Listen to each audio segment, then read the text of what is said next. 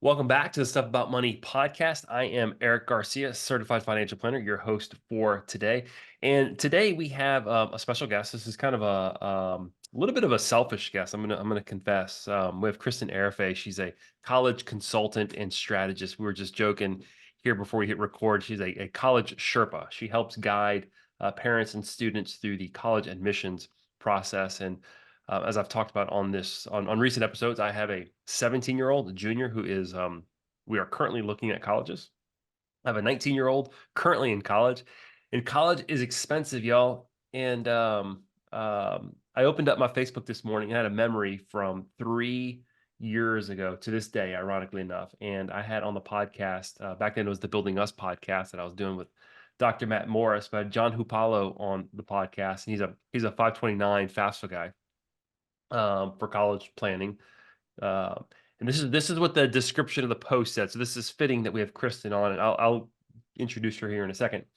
But college is crazy expensive. As a parent, where do you start planning for your child's higher ed? There's so much competing for money. How much should you be saving? Should you prioritize college savings over retirement or paying off debt? How much should I take out in college loans to pay for college? What are the ways that I can plan for the cost of college other than loans? What are the ways I can plan for college other than loans? And Christen, you one of the things that you do is you help people find scholarships, and we're going to talk about that probably extensively on this podcast. But go ahead and give us a introduction of yourself. Who are you? How did you get into college planning? And then we'll jump into some questions right after that. Yeah, so my name's Christen Arafeh. I am the founder, lead consultant of Crescent City College Consulting here in New Orleans, Louisiana. Basically, I help high schoolers and their families navigate college admissions. So for some people, that looks like, I mean, you said, how early do you start planning? I can tell you myself, I'm mom of four, right? I have kids. Sometimes I'm like, should I pay this much for preschool or should I start putting that aside for college? Where should I allot my money now, right? And so I am a firm believer that it's never too soon to start considering college and what that could look like for your family and your finances. Yeah. What are the? So Oh, go ahead. Go ahead. so I was a high school freshman when I realized that I knew I wanted to go to college, but I wasn't really sure what that process looked like. I was the first in my family to ever first college bound student, first generation. So I all I knew is I didn't know anything about college other than it's expensive and I'll have to find a way to afford it.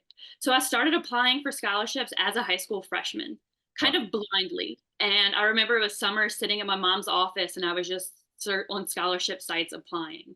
And I actually won my first scholarship as a high school junior, which kind of lit a fire inside of me. Like, I guess if I knew if I had what it took to win one scholarship, then I should certainly be able to replicate that and hopefully win more.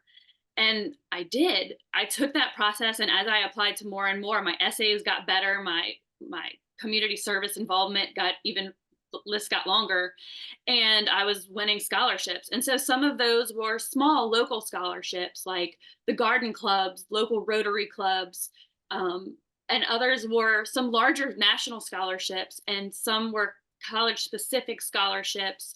And at the end of the day, I had won over $900,000 in scholarships when it all came down to it. And that essentially paid me to go to college. I attended a college that I had a full ride to, and those other scholarships continued to stack on top of that. So at the end of each semester, the university would write me a check for whatever was left over in my account.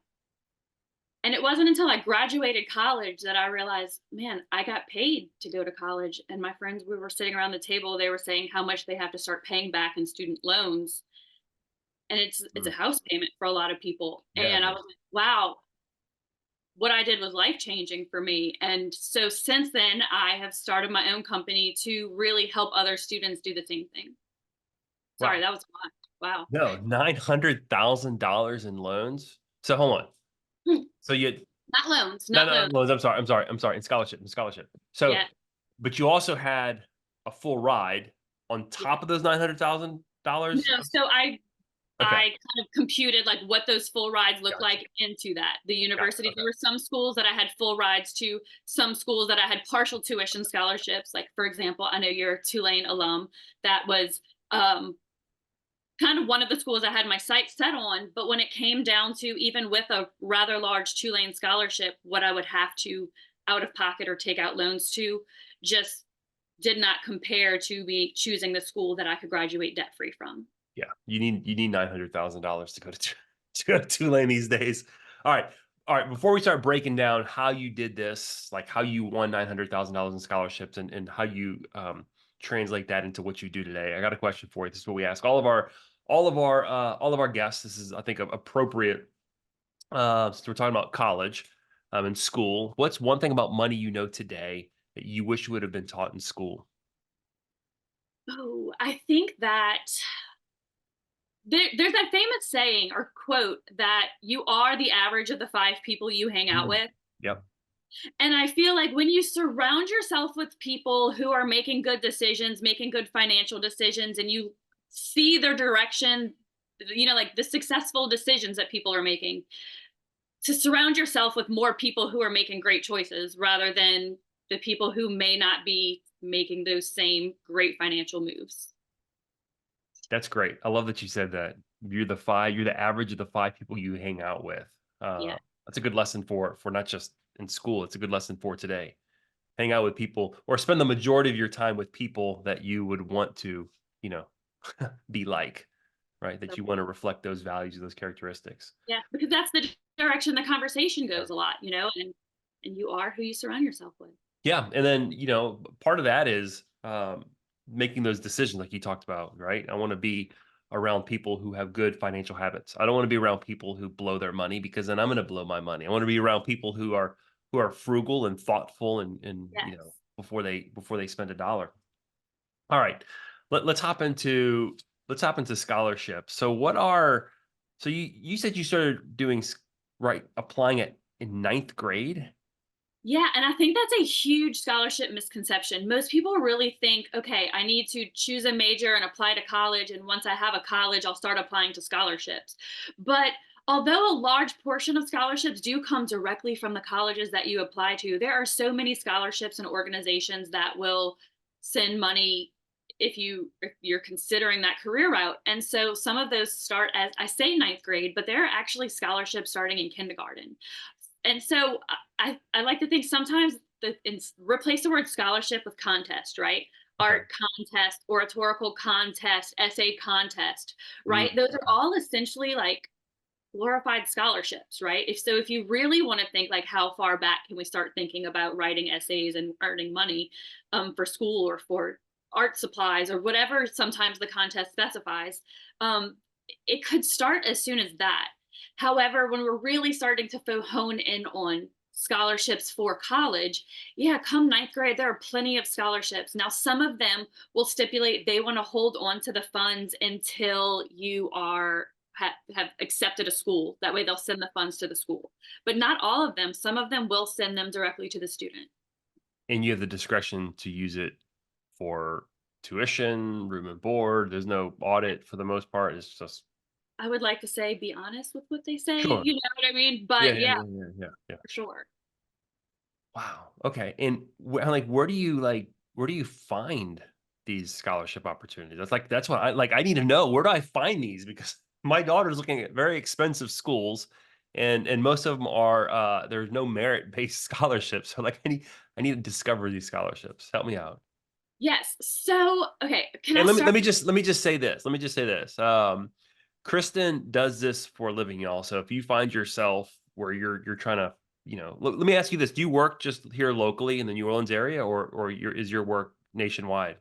So, small story. When I started the company in 2020, March 2020, the world shut down weeks later. Yeah. So, as I was in the process of looking for an office for Crescent City College Consulting, I quickly realized work from home doesn't sound so bad. And the world did it. So, let's just start the company there. And so I thought I would start out just being New Orleans, Louisiana, or, all of Louisiana. Um, but I was quickly inundated with people all over, not only all over the country, but all over the world. And so I also kind of have like a subsidiary company. It's Hive College Buzz, and which is kind of like online stuff. So, Okay. moral of the story, no, it's not just local New Okay. Orleans families, although that's who I meet with primarily in person, but you can be anywhere and I can help you. Okay, that's good because I know a lot of my listeners are around the country. A lot of my clients are not specifically in New Orleans or all over. So if you're listening and you have a high school kid and you're wondering how to find scholarships, we'll put all your contact information in the show notes so people can find you. But give us an idea here, like where do we start as parents, and or how do we help our students find these opportunities? Yeah, so one of the things that I really okay, so focusing in on scholarships specifically. I like to start where start off where you shouldn't start, right? So Mm, I think you okay. think I'm looking for scholarships and you're like scholarships.com. And then here's a profile and there's millions of scholarships listed, right? And then you start going down these and that's where a lot of I don't want to call them necessarily scammy. I don't want to say that they're illegitimate, but they're not like the first choice best scholarships, Okay. right? And I feel this is why some of the scholarship sites you fill out your information, right? Especially if they advertise easy, no essay, monthly, $1,000. We just need your contact information. It's one of those things that if it sounds too good to be true, it probably is, right? Companies like that are essentially taking your information and trying to sell it to companies like mine, right? Independent education consultants or schools and colleges and Mhm. ACT prep companies, right? Essentially, we can purchase your information. And I don't, you can. And so they are buying your information from you just to Yeah. say, and I don't know anyone who actually has ever won any of those contests. Like they usually don't post their picture and their content, whereas Yeah. the legitimate scholarships they show you, look at our last year's winners. Okay. So that's a way I like to differentiate great scholarships versus are you wasting your time on a scholarship? So you can kind of vet these opportunities based off of maybe some what they've done in the past. Is that what you're saying? Is that That like the good and ones because will some of the websites will even like say sponsored, like they let you know I could put someone else's scholarship on my site and get paid every time somebody clicks through. Like it's like Mhm. a funnel, a business Yeah. funnel, Yeah. essentially. Mhm. And so I just say stay away from those. And I think a lot of times parents will say, well, my son applied to 200 scholarships and he didn't win a single scholarship. And I believe that Johnny probably applied to 200 scholarships, Yeah. right? But if he applied to 200 where he's just putting in his name and email address and his address, That's he's not much of an application, right? right. So Yeah. I like to think sometimes with scholarships, it's quality versus Okay. quantity, is a great way to think about it. Okay. So we should avoid those. So where do we go find like the ones that are like legit, like legit? Yeah, so start with scholarships that are relevant to you, right? So your daughter, she is a high school junior. Yep. Oh, sorry, scholarships for high school juniors, and you're going to have a list pop up. And there are my favorite sites to go are usually like blog sites, right? To where they're like real vetted it's someone's blog and they'll usually have 30, 40, sometimes 140 scholarships for high school juniors. I can tell you I have a link right now. We could post it. I had 38 scholarships high school juniors can apply to, which would be a great place to start. Now, do most of these applications, is there a cost to apply? Are they free to apply? So your scholarship should be free to apply Okay. to. You should never pay money to apply to scholarships. With that being said, there's some caveats, right? There are some organizations that want you to be a member, right? For example, NSHSS. They're an organization that maybe you've seen that before. There's National Honor Society, and then there's Yes. NSHSS. They usually Okay. have the bumper stickers. Um, they provide scholarships to students, but you have to pay a $75 membership fee to get their scholarships. I personally don't think it's worth it because there are so many scholarships that you don't have to apply to do. Some medical organizations, they want you to pay. Sometimes it might just be a $15 fee, a $30 fee, $130 fee to join the medical organization, but then one of these students will earn a scholarship. So it depends. I mean, if it's something that you're truly interested in and you think being a part of that organization and being a member is a worthy cause, Mhm. then go for it. But you don't have So to. that sounds more of like industry stuff. Like I want to maybe go into the medical field, so I'm going to go look for scholarships in this field. Right, because Right. so Okay. okay, so we said scholarships for high school juniors on Yeah. Google, right? So the next, if once she's kind of exhausted that list, next I would say scholarships for, and then what is that career field they're interested in, right? Okay. And so we could say it's broad for scholarships for STEM students, right? And then we could even go down another notch, scholarships for engineering students, scholarships Now, for now, typically, let's say mechanical. a junior like I want to be an engineer, but like kids change their mind pretty quickly, so they win this scholarship because they want to go into engineering, and then they become a senior and they decide to go to like a liberal arts college and not go into engineering. Um, do they lose? Do they typically will they lose that award because they don't go into that field? Is it contingent upon going into that field? A lot of these. Typically, no. I would say there are maybe like 5%. And that's why you really kind of have to read the eligibility of scholarships, when you're looking at it sometimes. And typically, no. If there are renewable scholarships and they want you to reapply each year, yes, they Mhm. want to see your transcript that you are still progressing in the field. But a lot of them are not always renewable scholarships. Most awards are usually one time awards, but they typically do not come back and check. The truth is, most, many college students change their major, right? So essentially, people would just be chasing their tail with that. Now, a side note to that is I am finding more and more scholarships now are for college juniors and seniors, right? So a lot of people are thinking, oh, after I get into college, I'm kind of done applying for scholarships, but that's not true. There's like a trend turning towards organizations saying, we want you to submit your transcripts and we want to make sure you have at least 18 credit hours of science classes, Okay. if you want this STEM scholarship. And so I'm kind of seeing more and more, especially when you get really into specialized field, if we're talking about like a specific type of in mechanical engineering or whatever it Yeah. may be. Yeah. All right. So we got like looking for scholarships specific for your range, your age range, industry. Where else do we go? So, what other qualifying factors do you have, right? So, if you're going to introduce yourself, like what sort of adjective, are we using nationality? You can use your religion, you can use your location. Mm. Veteran, if your parents are a veteran or grandparents are a veteran, there are plenty of scholarships for that. LGBTQ, there's a lot of scholarships for that. If you have a rare disease or a diagnosis or something like that, check into scholarships for and specifically use those words. There's scholarships for left-handed students. There's scholarships for vegans, scholarships if you have ADHD. Yeah, everything, Holy truthfully. smokes! What are the?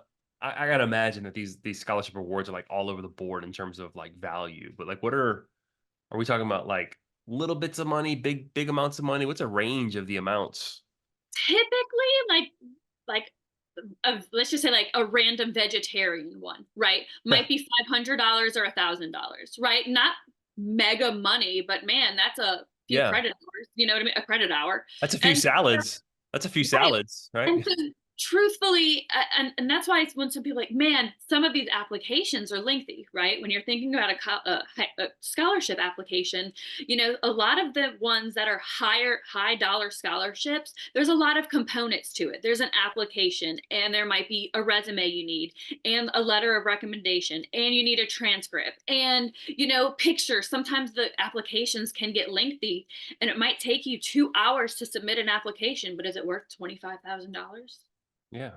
Versus the ones that are like, here's $500 or $1,000, and I need 100 words on why you don't eat meat. Still a great scholarship. I'm not saying it's not worth your time. Those $500 scholarships Yeah. absolutely I stack mean, on top of each other. Um, 100%. but I see so many students not apply for the bigger, harder scholarships because it takes effort. But honestly, for the 2 or 3 hours it may take to complete an application, make so much more money than after you graduate and you have to pay that back in student loans plus interest. 100%. So I mean, I have to help a lot of those people pay off their debt, figure it out, and plan for it. So 100%. Let's talk about those bigger applications. So you said there's some of the components of those applications are obviously the application itself. I imagine it's like capturing demographic information. And then there's an essay, which is, I guess, more narrative or storytelling about. Do they give you a topic like we need you to write 600 words on this topic, or is that kind of how it works? Let's can we and then the so the essay, the application, the essay, the resume, letter of recommendation. Let's talk about each of those components and what goes into a good resume, what goes into a good letter of recommendation, and what goes into a good essay. Yeah. Um, So let's start, right? The Yeah. application is usually, yes, like your personal information, your contact information, your school's information. Sometimes they will also want you to like input all of your transcript information, meaning like what year did you take what class and what grade did you get into it. Um, Only still to ask you for a copy of your transcript as well.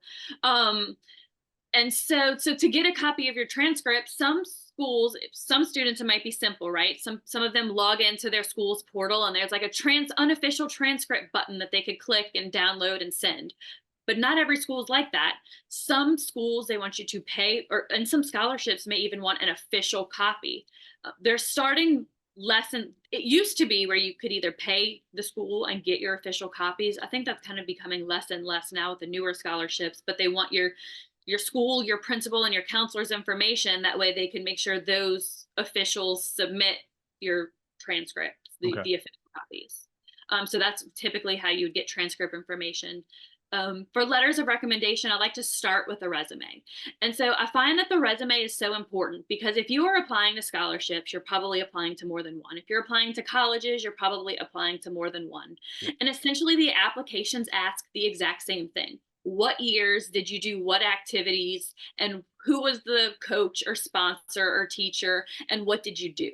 Right. And essentially, you just have to regurgitate that over and over and over again on all the applications. And it's so much easier to just have it on a resume in front of you with the years and the dates in order so you can copy and paste them. If not, they're calling mom and dad. What was that coach's name and phone number from Yeah. 2016? And you're like, oh, who? And so I find the resume ties it all into together. And so when you start that freshman year, then you kind of just have a rolling list of what all of those activities were, who the sponsors were. A lot of applications, Common App specific for college, will Mhm. ask how many hours per week did you do that activity and how many weeks per year did you do that activity. Um, and so it's important to kind of remember how far back you did certain things. Okay. That's why I like to start with a resume. And then once you have the resume, for all the letters of recommendation you need, students usually already have 2 to 3 teachers in the back of their mind of who to ask for their letters, right? They know their favorite teachers, the Yeah. teachers who say so great things about them. And so you have to think like as high school teachers, right? I was a high school science teacher. I would be asked for to write letters of recommendation. And when you have a classroom of 10 seniors all applying to usually 10 of the same schools, right? If a lot of them want to stay local, usually. And when you have just a few kind of templates of what to write about a student that I've only known for a few months before they start, I don't have a lot to go off of, right? Mm. But if a student's going to give me their resume, then I can really personalize that letter for them, right? And then their letter no longer looks like the other 9 letters that I still have to write because I can Yeah. really pull from who that student is. Make it easy for you. Yeah, and the letter, I mean, they're asking for letters of recommendation for a reason. Like the schools can really, when teachers and counselors write glowing letters of recommendation to student, they write them for every student. But the students that really go above and beyond are the students that they can write more about. And so resumes are important. Don't overlook them. Hmm. Is there a difference between these scholarship applications and college applications? Like, can we use a lot of the same essays and resumes and whatnot? So the big answer is yes, right? Okay. Like usually when I'm working with students, like there's a why are you choosing this future? Right. And that's like a very common one, like why this? And or why this school? And sometimes that's a very common one for Okay. college applications as well. And then it's like what from your child, and most students usually trying to pull something from their childhood for some part of the essays. And so usually there's like 5 different essays that a student writes, and then we can usually compile those. And so when it comes to the scholarships, like you usually already have like about 600 to 650 words for those other essays. And so it's easy to just pull pieces and parts or sometimes push a few of them together. So after you already have some of the essays done, it just gets easier and easier. So you can apply to more because you're not actually writing essays. You're just copying them from the essays you have. Now, I don't want to go deep down this trail because this could go places where that I don't want to go with this scholarship. But with some of the recent Supreme Court rulings, this has to do with school with college applications, not so much scholarship applications. And I would imagine there, and I'm asking to see if there's a differentiation. Um, there was the ruling that colleges couldn't use race for admissions, so that kind of changed how. I remember listening to a podcast. It kind of changed how people were writing some of their essays, where before they would talk about, I'm an immigrant and I grew up in this country, and all of a sudden they're like, wait, maybe we don't want to use that in our college essays because of this new, potential limitation of admissions. It might not be as relevant, or colleges need to be a little bit more cognizant of how they admit students. I would imagine that some of these scholarships, there's going to be those scholarships where you do want to kind of promote some of those um, narratives. Yeah, and you can usually tell by the type of scholarship it is, right? And so like that's where a lot of like the ethnic specific scholarship, or there's low income specific. There's a lot of like adversity scholarships. And so if you have a once you kind of if you have your own story or your own reasonings, you can really look for scholarships for that. Yeah. Um, So maybe like know who you're writing to. But I find that like you said in the realm more of college admissions, I find that college admissions, they really try to make it such a holistic process, right? That's why there's so many parts. You're not just your ACT score, SAT score. You're not just your GPA. You're not just your Mhm. extracurriculars. You're not just your essay writing style. You're not just your letters of recommendation of what teachers say about you. You're kind of it's pieces and parts of all of that matter for the schools. So I'm not sure really, you know. Yeah. Okay. So we have the components are the resume, the letter of recommendation. Let's talk about the letter of recommendation. Obviously, the student's not writing the letter of recommendation. Let's speak specifically to the student right now. What are some things that students could be doing to kind of work their way into, like, because you were a teacher, right? If I'm your student and I'm going to approach you for a letter of recommendation, I probably want to make sure that, like, I put an effort out in your class, or like as a teacher, what are the characteristics that you're looking for that are gonna, you know, move you to write a very convincing letter of recommendation? Participate, Mhm. right? Like if you're a student who you never want to participate, you never want to raise your hand. That means or you never, you just have to put forth a little effort, right? That's like asking the least, right? Just put forth a little effort. And so really great teachers, they are able to pull effort out of students. Um, but not every teacher has a great relationship with every student. And so if you are a student, if I'm talking to you right now and you're listening and you are like, man, I know I'm about to have to start asking for letters of recommendation. The first thing you could do is go to the teacher face to face and say, hey, I'm about to start applying for scholarships. Would you mind writing me a letter of recommendation? Um, Students just assume that like all teachers will do it, and they do. It's sort of part of our job, right? But by asking, it's kind of like you almost, I don't want to say you get brought to the front of the line, but like it kind of sticks out, right? Mm. And there are teachers who you'll ask them to submit a letter and they don't. And then you follow up with them a week before it's due and you're like, hey, Miss So and so, I'm getting nervous. And they don't. So there are some teachers that like they just don't have the time or the effort or don't want to write letters. And it's sad, but I Yeah. digress. So if you are planning to ask the teacher in person, if you can, and then say, okay, I'll send you an email with my resume. Once again, the resume is so helpful. Um, and then you, like I said, you kind of get bumped to the front of the line. Your essays, your letter is going to be easier for me to write. Right. So Okay. that would kind of be my advice to you. So in a world where it seems like, I say this, and maybe I'm wrong here. Maybe this is just some of the schools that my daughter's kind of has her eyes set on. They don't offer financial aid. Or they don't. I'm sorry. They don't offer merit based scholarships. Just financial aid based scholarships. So. And I don't know what that level of income is where these colleges are looking at. It seems it's kind of ambiguous. Um, People are going to have to rely on scholarships, right? And you kind of talk. You may have said this a couple times. You talk about stacking scholarships. Is that all that is just like multiple scholarships on top of each other? Yes, This, but there are schools that will not allow you to stack scholarships. So, for example, if the school is saying, "I'll give you a $10,000 one-time scholarship," but you cannot stack scholarships, right? So, if that student won an outside scholarship, local scholarship for $1,000, and the $1,000 is mailed to her school, the school's going to be like, oh, okay, well, now we only have to give you $9,000. Mm. So at some point, for some schools, it's parents are like, well, is it worth it for my daughter to even apply to scholarships? Are there a lot of colleges that won't allow you to do that? Is that? It's school specific. And so sometimes it's the ones that do not offer merit scholarships.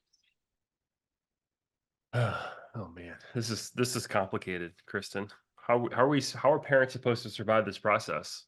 So I think the most important part of the whole process is the conversation that you have with your daughter early on of saying, this is what we can afford for college, Yeah, right? And I think a lot of parents, like the students, don't know what college costs, and parents don't. It's, I mean, like you said, it's kind of, colleges don't give you like a figure right off top, yeah, right? And so you can go on any school's website and look up their net price calculator, and the net price calculator will ask you a few personal questions and kind of give you a roundabout guesstimate of what they think you'll owe. Have you done okay. that for any of your schools? I've done something similar, but I've never gone to the school specific. So the schools specifically will have. Yes, and so if you can't find it on their website, sometimes it's easier to just Google the school's name net price calculator Okay, and good to run know. that, and that'll give you a figure of like annual tuition, right? And sometimes some parents are like, okay, maybe it's not as bad as I thought. However, most parents are like, oh my goodness, how can I afford $80,000 a year? Right? Um, Depending on what school your student's looking at and what your figures look like with the net price calculator. And so, but then it's a good that you did that early, because when you first, that's when they started considering that school as a freshman, sophomore, junior, or even the beginning of their senior year. If you're like, we cannot afford $80,000, we're telling you now. Well, then when your student's still like, okay, but I kind of want to apply.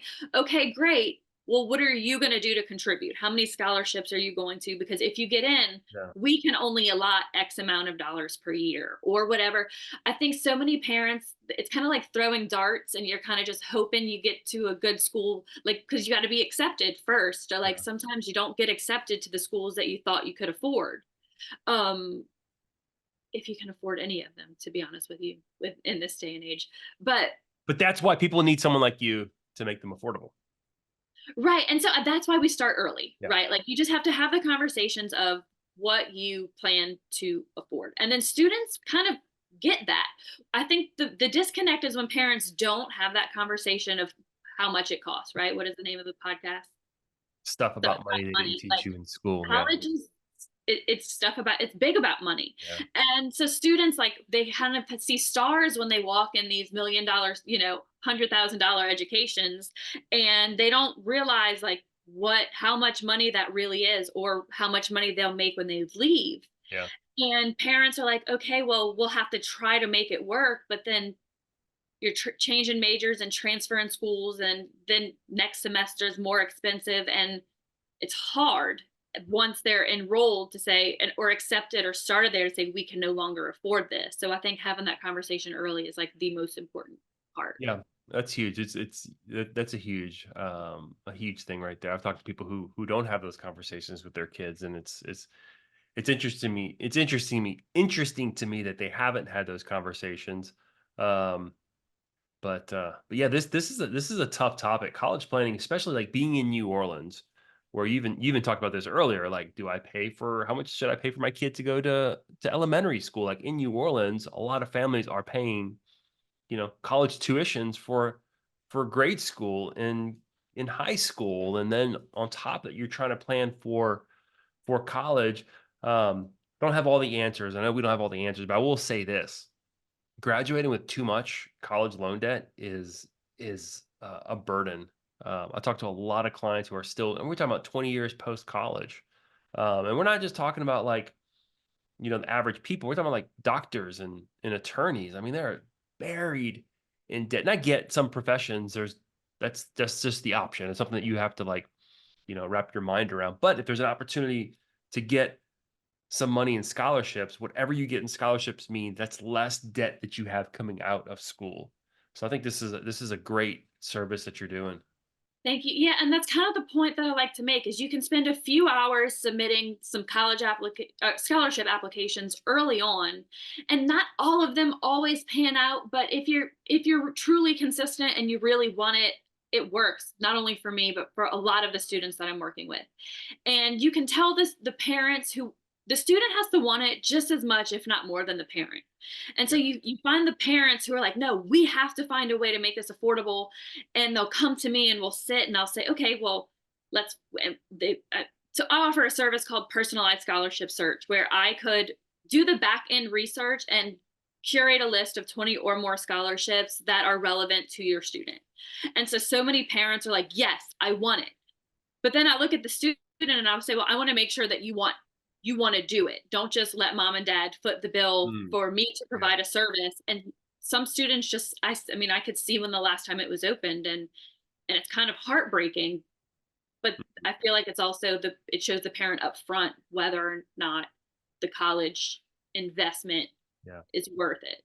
Yeah. The size of the debt they may take on for it. Whew. Well, this has been great. Why don't you close us out? Tell us a little bit specifically about your services and where people can find you and connect with you if they're interested. Yes, so it's you can find me on Facebook, Crescent City College Consulting. My website, it's Crescent City College Consulting, CCCCNOLA.com. So I do meet with families and one on one. Sometimes I meet directly with the student. Sometimes it's the student and their parents. Sometimes grandparents tag along too. The more, the merrier. Mhm. Or if it's some parents are like, I want this to be the student's process, right? And so, because that's where also I can also become the barrier of how much schools cost. Let's think on both sides. So that's a kind of a big part of what I do as well. For some families, we meet one time. I have a workbook that I've published that it's my college ready roadmap that we go through, and it's kind of a timeline and the steps that you need, um, creating a college list, planning school tours, all of the things. And so that's kind of where we start. And for many families, after we go through one meeting, they kind of have a to-do list, and they can do it. They're self-motivated. For many families I meet with, we typically 3 or 4 times is a great starting point, because one, we kind of create our game plan. One, we solidify a major and create a college list. And another, we can do applications. And for a lot of students, like, they want me to review their Common App applications or their school specific applications before they submit them. You'll never imagine how many things your students are not putting properly or capitalizing, or some parents like, I don't know how they didn't get in, but when you really look at how they're submitting applications, sometimes you Yeah. know. um and then sometimes we do just an essay. So some students can come up with an essay all on their own. Sometimes we kind of sit and brainstorm, like, what different topics do they have in mind and what details do they think they could best write about, how they could tie it in. And then sometimes we could sit and meet specifically for scholarships. So if you didn't want to kind of offset it to me for me to do the back end research, we could sit together and kind of build a list for an hour of scholarship opportunities. Very cool. Well, thank you so much for your time today. No, thank you for having me. I enjoyed it. This is great, y'all. If you find yourself in a situation with your high school kid and you're lost in the college quagmire of scholarships and admissions, um, reach out to Kristen. Take I'll be care. back. Well, thank you.